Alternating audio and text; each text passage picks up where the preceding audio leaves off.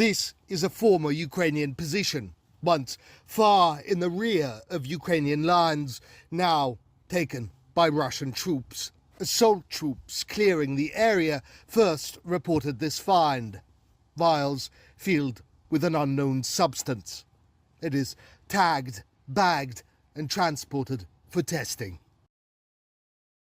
This year we have discovered 2 caches with munitions intended for drone strikes on Russian positions. These munitions were a mix of chloropicrin and plastic explosives to maximize the area of effect. Chloropicrin leads to severe irritation of the epiretinal membrane in the eyes, the respiratory system, and causes suffocation up to and including death. Competent authorities track and document every attempt by the Ukrainian army to use chemical weapons. Chloropicrin, first used by German troops during World War I, is banned in war by the Organization for the Prohibition of Chemical Weapons. Yet, who is to notice? There are no yellow clouds or characteristic burns left on the bodies of those killed to tell what happened. No OPCW inspector would risk trying to get this close to the front lines. And Ukraine has taken advantage of this, admit Ukrainian soldiers. A drone would fly over to Russian positions and drop these capsules. The smoke would blow back towards us. Though it wasn't really smoke, it's hard to describe. It was like dust. The boys said they couldn't open their eyes, and it was impossible to breathe, even though very little drifted back to them. They said they couldn't describe the smell. It wasn't smoke, it was sweet, sort of sickly sweet. Russian law enforcement goes to great lengths to ensure that every case is documented. The FSB promises everyone who is responsible for chemical weapons attacks will be found and will face justice. It is, however, a sign of growing desperation amongst Ukrainian troops. Russian forces are advancing at their quickest pace in 3 years, 10 to 20 square kilometers a day. And Ukrainian forces are growing desperate, even erratic. What will protect us from this evil? All this time or all this way? Which support package? Which missiles? Will nuclear weapons be returned to us? Let's get our nuclear weapons back. Or they should give us a package of long-range missiles in such a quantity that we can stop Russia. I'm not sure about that, although it would definitely help. On the other hand, what kind of missiles can stop Russia's nuclear missiles? This is a rhetorical question. In other words, let's do this. Give us back nuclear weapons. Give us strong rocket launchers. Partners, help us finance an army of millions and send our contingents to those areas of our country where we want maximum stability of the situation and for people to have peace of mind.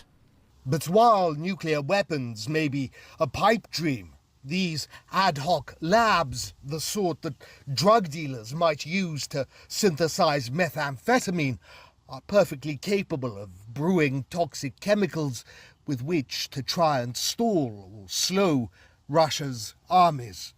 And the OPCW conventions and prohibitions be damned. From the point of view of the specific toxicological properties of chloropicrin, I would say that its use in such ammunition is very limited. The fact is that in an open space, in a field, on the street, the explosion of such ammunition cannot create serious concentrations for humans.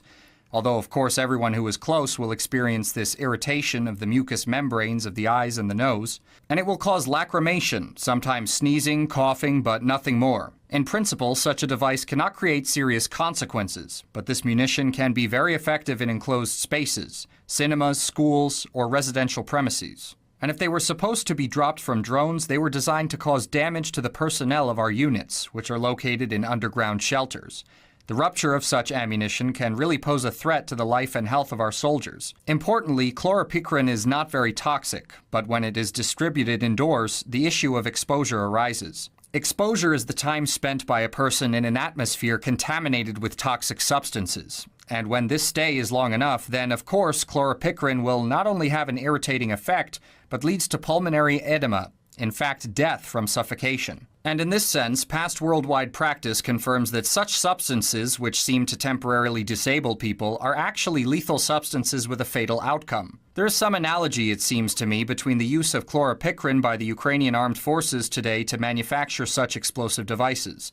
Because in 1942, Fascist Germany and the armed forces of Fascist Germany faced the resistance of the underground in Odessa. The underground fighters hid in the Odessa catacombs and caused serious damage to the Germans and Romanians who occupied this territory. At a certain point, when the fascists managed to find out that the underground were in these catacombs, they used suffocating substances of a similar effect. I think there is an analogy here. I had the opportunity to look at archived data, especially the stories of those people who were exposed to these substances. And I came to the conclusion that firstly, of course, there were quite a lot of facts about the use of irritating substances. People also started tearing up, coughing, and vomiting. It also led to irritation on the skin. I was very surprised by the story that some objects were stained with some oily substance, and the person who took them with his hands received very characteristic skin burns. It is unclear where they got it from. After all, it is so exotic. Moreover, there were several stories with a fairly detailed description of the symptoms with obvious signs of psychotropic drugs. Once or twice, our special services managed to find hiding places where psychotropic drugs such as Bezet were located. This is a well-known psychotropic drug that has been put into service, by the way, in the U.S. Army and in some NATO countries. Therefore, its appearance on the front line is not an accident. Still, there may be some logical connection here. From the point of view of international law, the actions of the Ukrainian armed forces are a gross violation of the International Convention on the Prohibition of the Use, Production, and Storage of Toxic Substances. It is enough to look at the first article, which says that every state that has signed the convention is obliged never to use, produce, or investigate such substances in any form. Another point in the same article is that other states should not be encouraged or supported in the use of chemical warfare agents. And there's even a fifth paragraph of this article. In my opinion, it is also very revealing. Just in relation to substances of irritating effect, where it says that police methods to combat demonstrators cannot be used in military conditions. This is also very important. The last point is, it seems to me, such a clear final point, which in no way allows Ukraine to justify the use or attempt to use these substances on the combat front.